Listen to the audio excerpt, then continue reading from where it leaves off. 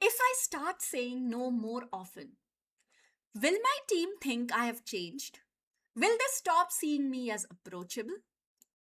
Will I lose their trust? These are some of the biggest fears leaders have. So, many leaders keep saying yes. They stay available. They solve every problem. They stretch themselves thinner and thinner. Not because they don't know how to set boundaries, but because they are afraid of what these boundaries might cost them. Hi, I'm Smita, an executive coach and personal empowerment life coach. And today I'm going to talk about the 7 ways great leaders set boundaries without damaging trust. Here's what I have learned after coaching hundreds of leaders in 14 countries. Healthy boundaries don't damage trust. Poorly communicated boundaries do. And today, I want to show you the difference. Be honest with me. Do you find it easier to disappoint yourself or disappoint someone on your team? Tell me in the comments. I think we have misunderstood boundaries. We often think boundaries are walls. They are not. Healthy boundaries are actually clarity. They help people understand what they can expect from you, what you expect from them. And surprisingly, that clarity often strengthens trust rather than weakening it. Let me share the 7 shifts I have seen make the biggest difference on this front. Shift number 1: be clear, not harsh. Many leaders avoid boundaries because they associate them with confrontation. But boundaries don't have to sound aggressive. I have seen leaders completely change a conversation simply by saying, I won't be able to do that today, but here's what I can commit to. Same boundary, different experience.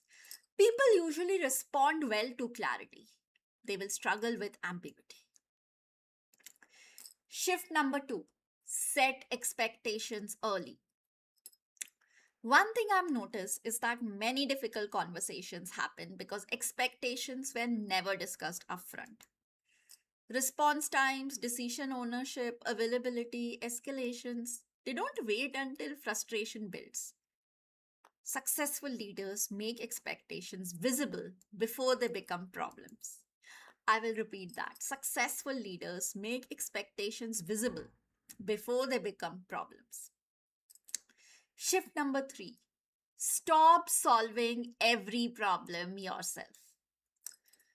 I remember coaching a leader who felt completely overwhelmed. Every issue landed on her desk. When we explored why, the realization came. Her team wasn't bypassing each other. They had learned to bypass thinking because she had unintentionally become the fastest solution to whatever problems the team brought her. Strong boundaries sometimes sound like, what options have you already considered? That question develops far more than another quick answer. Shift number 4: be consistent. This is where trust is really built, not through saying yes, but through being predictable. If today you are available at midnight and tomorrow you are frustrated about late messages, your team becomes confused. Consistency creates psychological safety. People know where they stand. Shift number 5: explain the why. People accept boundaries much more easily when they understand the intention behind them. Not lengthy explanations, that's not what they want. Just an honest context. For example, I want to protect time for strategic work so that I can support the team better. Now, the boundary isn't about distancing yourself, it's about leading more effectively. And you will find that your team, even your seniors, will understand this more when you clarify it like that.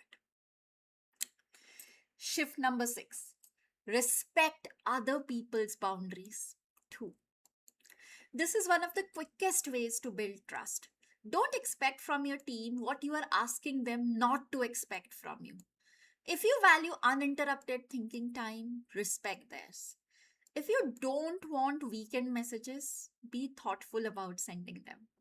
Boundaries become culture when leaders model them. I'll repeat that again. Boundaries become culture when leaders model them. Shift number 7. Remember what trust is actually built on. This is probably the biggest shift of them all. Trust is not built because you are constantly available. No. Trust is built because people know they can rely on you. Those are very different things. Reliability, fairness, clarity, consistency, these create trust, not exhaustion. I have watched leaders become dramatically more effective once they stop trying to be available for everything. Interestingly, their teams didn't trust them less, they trusted them more because clarity removed uncertainty and healthy boundaries created healthier leadership. If this conversation today resonated with you, I would encourage you to take my free leadership blind spots assessment. It helps you identify patterns that may be quietly affecting how you lead, communicate, delegate, and build trust with your team. Sometimes what limits our leadership isn't capability, it's the habits we have stopped noticing. You will find the link in the description. Setting boundaries doesn't make you less caring, it allows you to care in a way that's sustainable.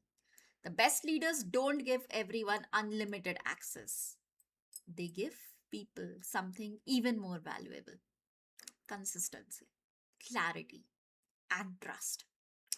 That was all for today. If you liked this conversation, do drop in a comment and share this video in your network. I'll see you the next time.